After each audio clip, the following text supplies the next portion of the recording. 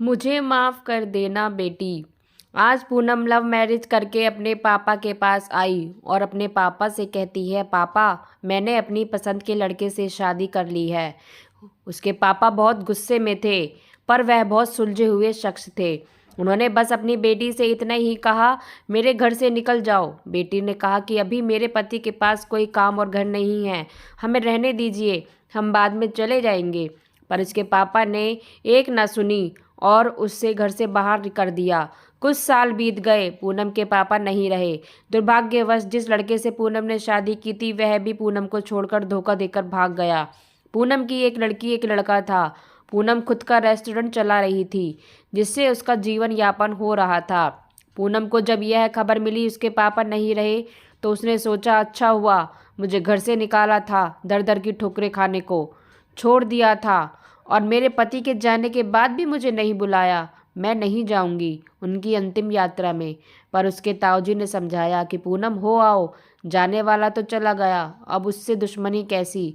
पूनम ने बहुत सोचा और फिर कहा, चलो हो आती हूँ, देखूँ तो जिन्होंने मुझे ठुकराया था मरने के बाद कैसे सुकून पाते हैं।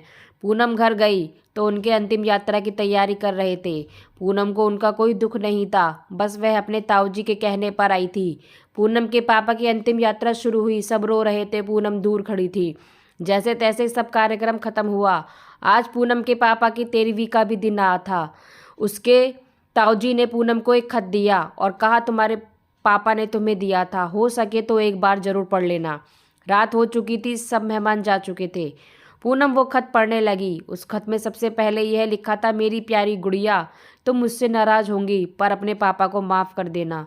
मैं जानता हूँ तुम्हें मैंने अपने घर से निकाल दिया था, तुम्हारे पास रहने की जगह नहीं थी, तुम दर दर की ठोकरें खा रही थी, मैं भी उदास था।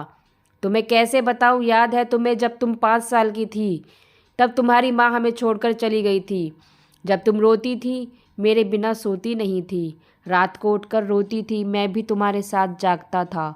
तुम स्कूल जाने से डरती थी तो मैं भी खिड़की के बाहर खड़ा तुम्हें देखता रहता था और तुम्हारे स्कूल से बाहर आते ही सीने से लगा लेता था।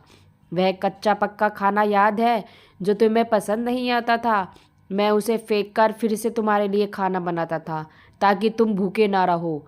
याद है तुम्हें जब तुम्हें बुखार आ जाता था तो सारी रात तुम्हारे पास बैठा रहता था, मन ही मन रोता था पर तुम्हें हंसाता था कि तुम ना रो। याद है तुम्हें तुम्हारी पहली जीन्स और छोटे कपड़े, सारी कॉलोनी एक तरफ थी कि ये सब नहीं चलेगा, लड़की छोटे कपड़े नहीं पहनेगी।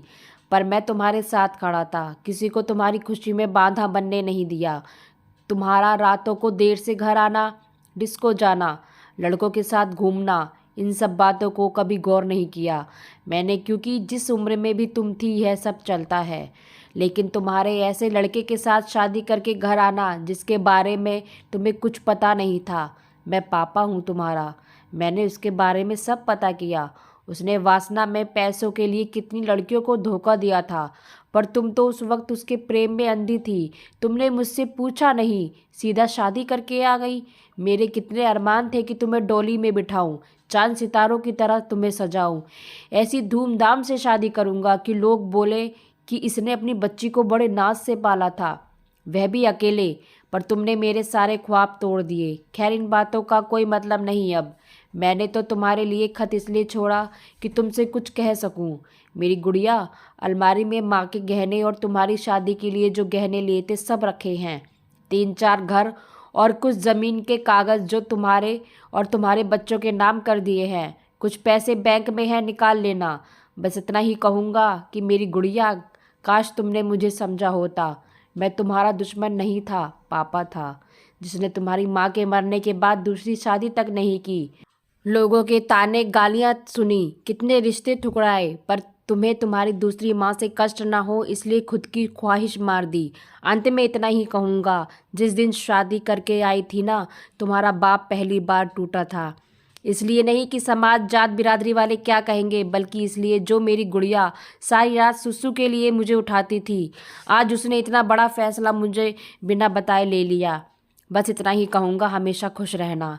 तुम्हारे पापा अच्छे नहीं थे जो तुमने इतना बड़ा दर्द दिया। खत समाप्त करता हूँ, हो सके तो माफ़ कर देना। तभी कमरे में ताऊ जी आते हैं। गुड़िया सारी बात बताती है और ताऊ जी बोलते हैं कि शादी के बाद घर और रेस्टोरेंट के लिए जो तुमने मुझसे पैसे लिए थे वे मैंने नहीं, तुम्हारे पापा ने भिजवाए थे। क्योंकि औलाद चाहे कितनी भी बुरी क्यों ना हो, लेकिन माँ बाप कभी बुरे नहीं होते।